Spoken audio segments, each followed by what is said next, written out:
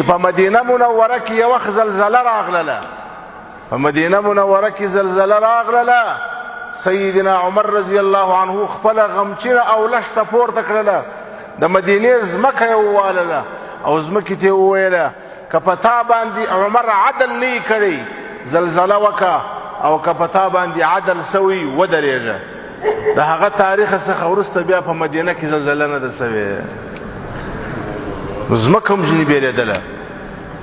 معلومات رالی چې نیل په مصر کې یو رود دی، دا ولاړ دی، اوبه نه ورکوي.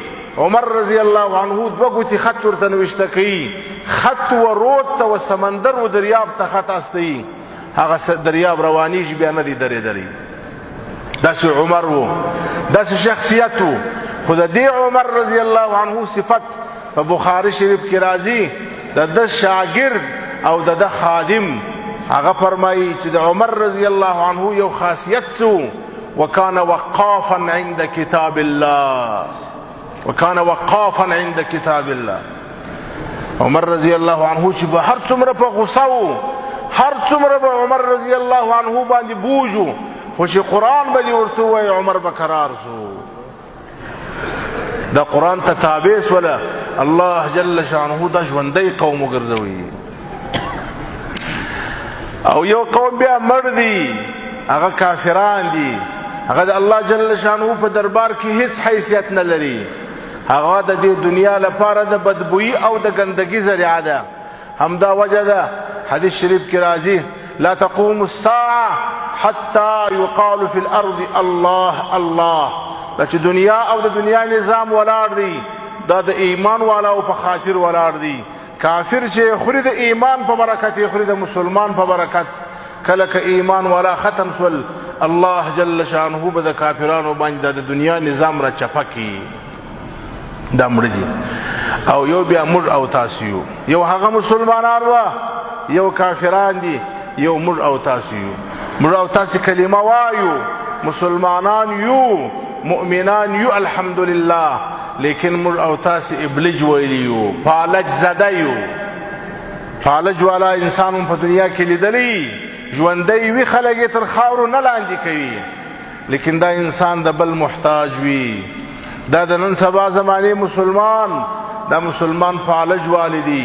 ټول قرآن یې نه دی عمل کړي، بعضې اعضا دا یې په ایمان باندې د قرآن او په عمل باندې د قرآن شایسته دي، او بعضې اعمال د دین یې پرېښي دي. نتیجه یې دا ده چې د زندګۍ په هر قدم کې و اغیارو ته سترګې کږي دي. مسلمان په خپل لباس کې و اغیارو ته ګوري، مسلمان په خپل بود و باش و زندگی کې و پردو ته ګوري، مسلمان په خپل تجارت کې د پردي محتاج دی.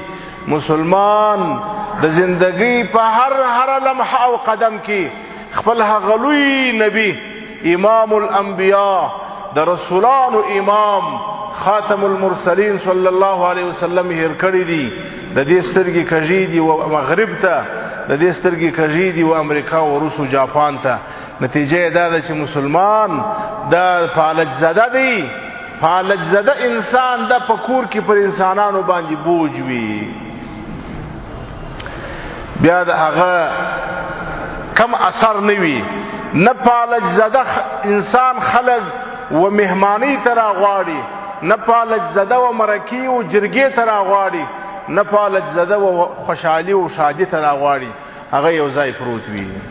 مسلمان چې نن هغه قرآن چې د دې مبارکې میاشتې خاص پیغام دی، هغه مبارکه میاشت مسلمان په خوب تیری، نتیجه به یې دغسې وي لکه ما او تا چې په فلسطین کې وینو. په فلسطین کې ما او تا پر مسلمانانو ورونو او خوندو کم حالت دی. د ټوله دنیا مسلمانان هغه دې ته خاموش ناست دي. هغه ځکه خاموش دي چې مسلمان خپله فالج والی دي. فالج والا چې دي په زړه کې خود یو سړی فالج والی دي، زړه ژوندی دي، هغه په دې خوند ورکوي، دا خوند ورکوي چې تللی وای بازار ته، واده ته، خوشحالي ته، او چې د یو چا څخه یې نفرت راسي زړه یې غواړي چې دا مې په دا خوله کې والی وای.